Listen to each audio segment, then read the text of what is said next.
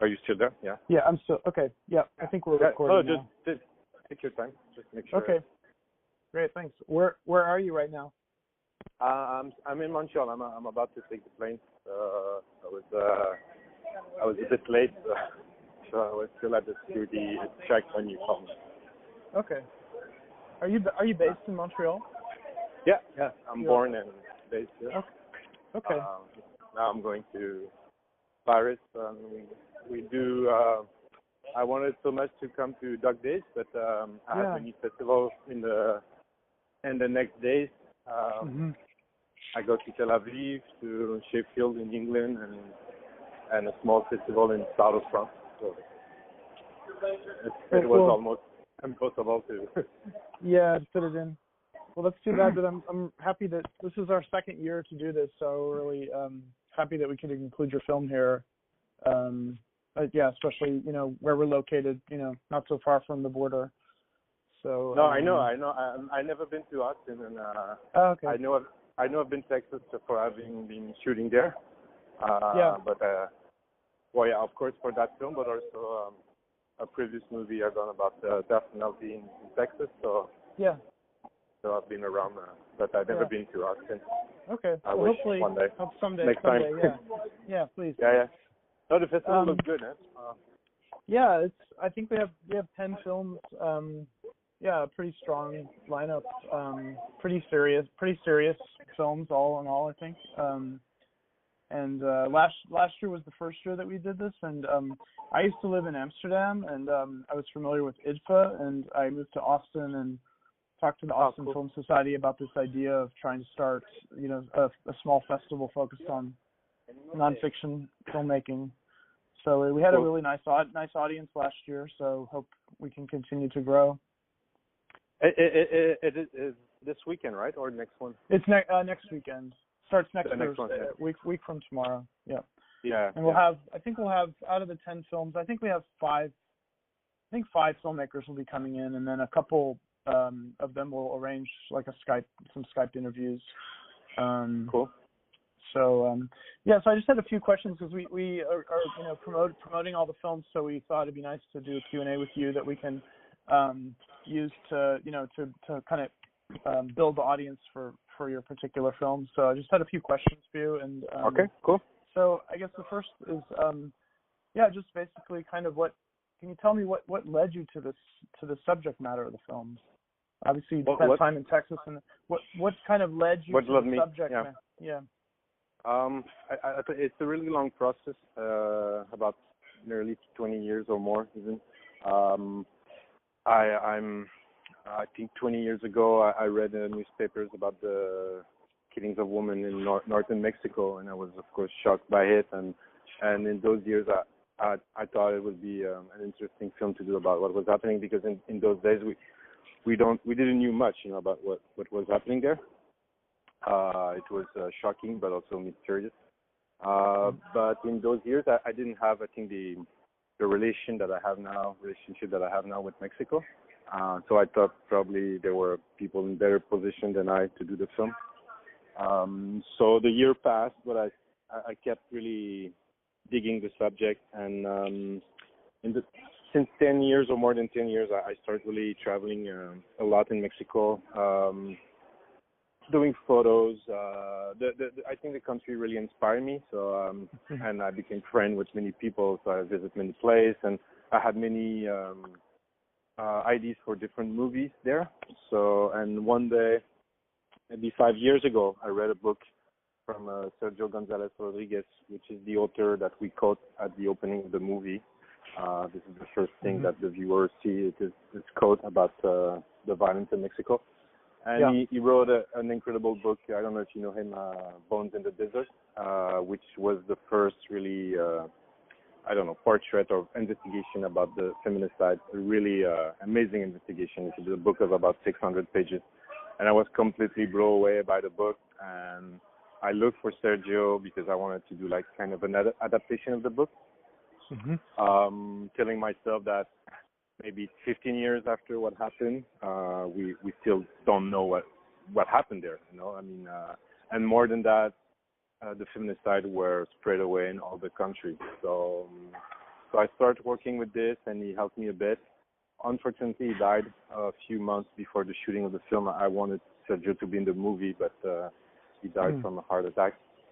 And but with Sergio, I think Sergio convinced me, or is the first person that make me think to open the film to not only feminicide but all kind of manifestation of violence in Mexico, because from our perspective in those days nobody had done it yet, and Sergio believed that to be a foreigner was probably a good idea, because he said if Mexicans did not do it yet, it's because we were too close to it, or I don't know if it was right, because I thought a lot about that, about being a stranger and doing a film about the situation. But well, this is a long story, but this is mainly and by the way, I don't know if I think someone from your festival told me that that the film I think it's Ollie. Is it possible? Sorry? Holly, I don't know. Yeah, Holly. Yeah, Holly probably. I told me that she it reminds her the book of Roberto Bolaño, 2666, which is a novel about the killing of women, and this is the best comment someone can tell me about the film, because I read that book twice, and of course it's the main inspiration for me, but I never thought to do something out of this book. And the thing that I think people don't know much is that this book is a complete adaptation as a novel of the book of Sergio Rodriguez Gonzalez. So he really took the book of Sergio and he made a novella out of it. So I think that as Roberto, maybe I can say we were both inspired by Sergio.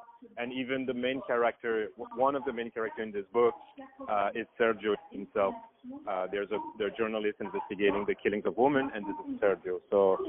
So when people say that I was inspired by Bolaño, it's true, but mostly I think Sergio was more important to the process. Interesting kinds of connections. Yeah, and they were really close friends both.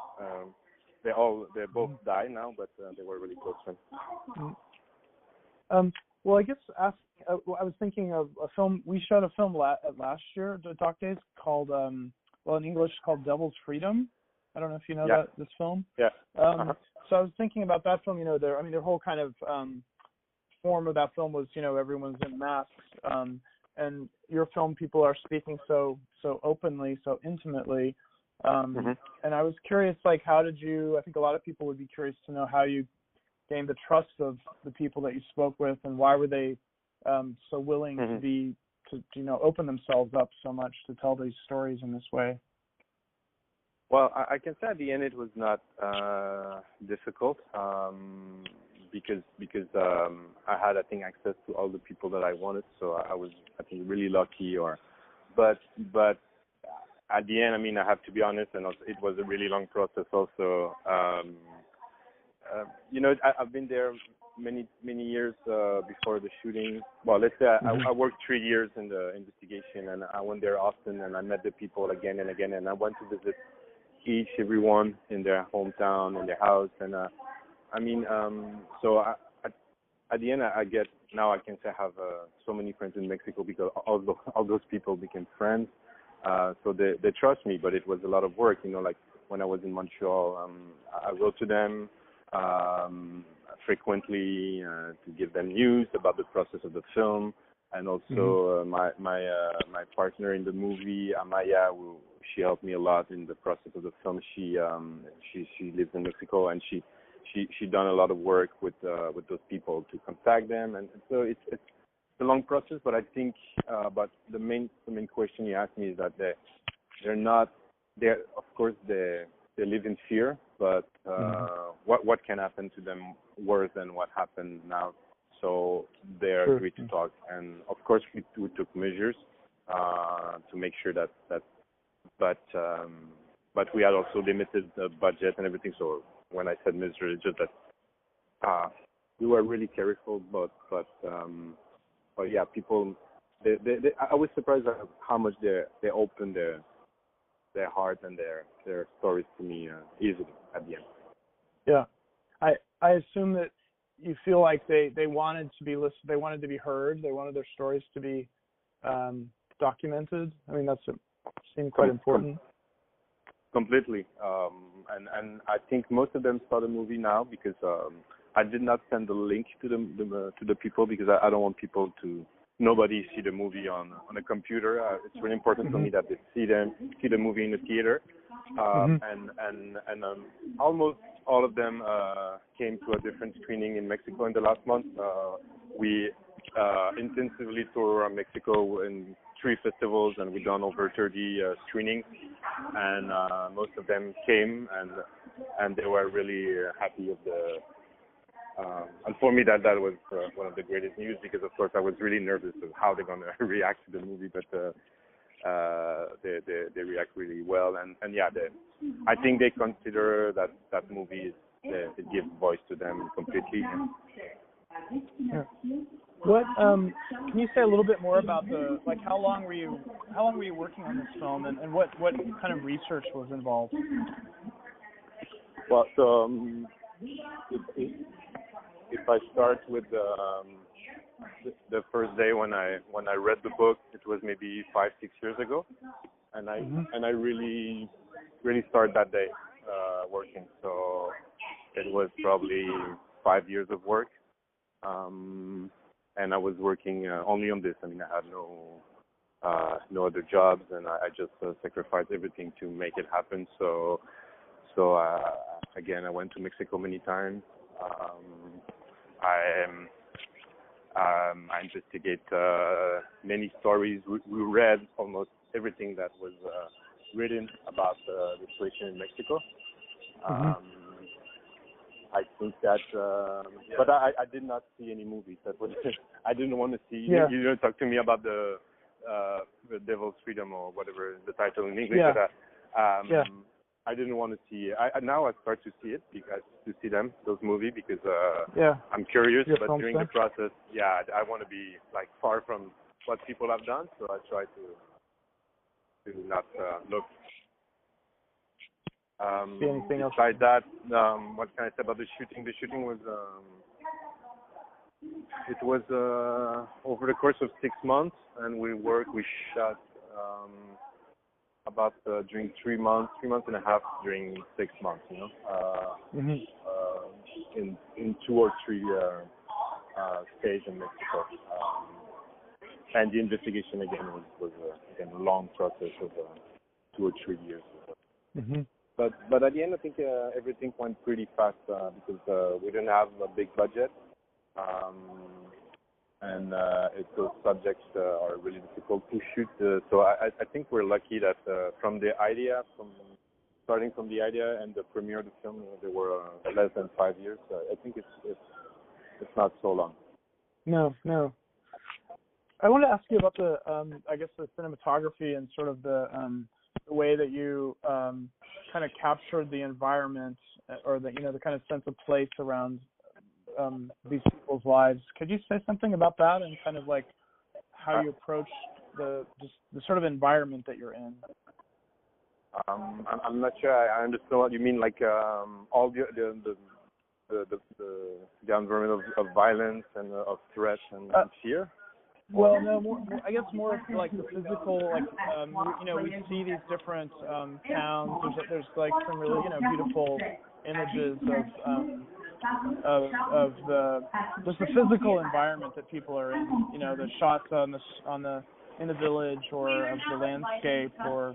I don't know if you can hear me. Yeah, no, I hear you. Hear me? Yeah.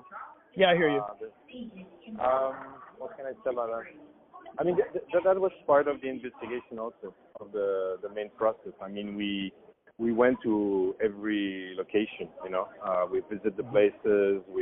That was also important for the security because, you don't go in those kind of places like that and start shooting. So I've been visiting all the places alone and take a lot of photos and we asked each other a lot of questions about how we're going to do that work, and it was a long process of discussions and reflection about how to show Mexico. And it was important also for me, that, as I love very much Mexico, despite what is happening, it was really important for me to show in all that sadness, there's, I don't know if it's hope or, but something, some like, some light in all that darkness. You know? Yeah. I mean, maybe it's not so much in the film, but it was one of the intentions to not do something completely desperate. And I think it is a desperate movie, but still, there's some little hope. Maybe from it's coming from the characters. I don't know. Yeah. What I guess on that note, what do you hope that audiences take from the film? What I expect from the audience, you mean, or what I? Yeah. What do you hope the audience? What do you hope that an audience? I mean, it walks away. Oh, you know, yeah, it's a question that people ask me a lot. I think it's normal. But my main, how can I say? My main, I don't do film to change the world. You know, I'm not like I don't see myself as an activist. I really try to do the best movie that I can, and I'm looking for stories that I don't know that give me make me believe that I can make a good film out of it and be on screen. Of course, I was touched, and I'm really concerned about what is happening there. But my first concern is not about changing the world. I think it's usually it's not making good movies when you want to change the world. You should do something else. This is what I believe. But I said that with all the respect of the people who do that work. And I'm not an activist, and this is not my work. But what I expect, I don't know. I expect it's amazing to see the movies bringing a lot of hope now in Mexico. The reaction is really gave all my expectation. I mean, it's really great. The movie will be in theaters in a few months in Mexico, and we won awards there, and so it's really amazing. So of course I will be the first happy if it can help. Like I mean, I don't know, give a conscience to what is happening, but beside that, I don't know. My main idea was to share the fear that is in Mexico. That was my main idea, because I've seen it a lot during my travels, and my idea was just to share that fear. So I'm always saying that this film is about the fear invading a country. It could have been another one, but in this case, it's Mexico. Yeah. Yeah, I was thinking while I was watching it that it's an experience that's happening there, but it could happen really anywhere. I mean, it can happen. Well, I think about like what's happening in my country right now in a way. You can sort of see. I don't know. You can see how it can be anywhere, really. I think unfortunately, what is happening in Mexico, it's like how do you say a concentré, like a concentrated of all the worst from our modern world and the economy. I think it's the worst from the liberal world, and I think it's we should be scared of this. I mean, that can be the future of many places. I think in the world, if we let that happen. So this is what I want to show also, and I hope that people. I'm finishing. I hope that people abroad will be concerned. I'm going in Israel in 2 days, and I bring that movie also for this. A lot of people told me that I should not go and I should boycott Israel, but I think this film has to be seen everywhere because it's concerning all of us. Yeah, that was the feeling I had watching it. Yeah. And just I guess the last question is, what did you learn? What was something that you learned while you were making the film? Something that you didn't know, or I don't know. Maybe there are many things, but what's something that you would say you learned? That's a difficult question that some people ask me also in Mexico, and I don't have the right answer. Really, honestly, I don't know. That's okay. I mean, the process was so long that some people ask me what I learned from Mexico during but it's, as I said, it's such a long process that it's difficult to say that of course, it changed me, and it's gonna keep changing me. But I don't know. I mean, just on a cinematic level, I can say that a crazy project are possible because that project was almost a film not to do because it was so difficult. But that's really on a cinematographic aspect. It's probably not what you expect from as my answer, but I really have to find a good answer for that one. Well, no, because I thought about it a lot, and I'm not satisfied with what comes to me in mind, so I prefer not. no problem. And I guess one last thing you mentioned, kind of your you've had a relationship with Mexico. How can you just tell me like how long ago was that? How did you kind of develop? How did you get to know Mexico initially? I just started traveling when I was young there, and I completely fell in love, but mostly because it inspired me, as I said so before. It gave me a lot of ideas for film projects, for doing photos, for writing. So I have projects in Mexico, many projects to come. I hope I will do more. I don't know, but it seems my next one will be there again. I wrote a fiction movie, a feature movie 2 years ago that I hope I'll do one day because it's happening in Mexico. So yeah, I think it's the main inspiration for me in that country, and so I kept going there, and again, despite all the bad things and the violence, I really enjoyed that place. It's a beautiful place, and the culture is amazing. The people are great, and this is so sad. I mean, how the people are so nice in Mexico, but still you have that terrible violence. It's kind of crazy. All right. Well, is there anything else you want me to know, or you think would be important for anybody to know before they see the film?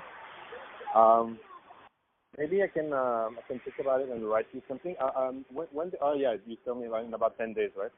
So maybe I can think about it. If there's something missing. Sure. Sure.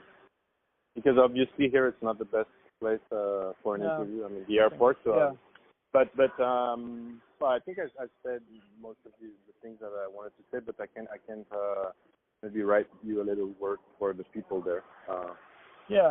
I'll try to. I'm going to try to transcribe this quickly, so I could also just sort of send it to you, and you can see how it is. And then if you think of anything else you want to add, Okay, that's perfect, and it's going to remind me. No, definitely I can send you a few words for the public, of course. Okay. Well, thanks again, and thank you for making this film. And again, I think we're, it's like with our little festival. I think it's important to tell these stories about, this country that's right on our border here, and bring awareness, to what's happening in our neighborhood in a way. So thanks for making the film. Well, thanks, Todd. And okay. Well, let me know how were the screenings. But before we exchange my mail for those few words I can write. Yep. Okay. Thank you, Julien. I appreciate your time. Have a good all my pleasure. Okay. Have a good evening, Todd. Yeah, you too. Thank you. Bye.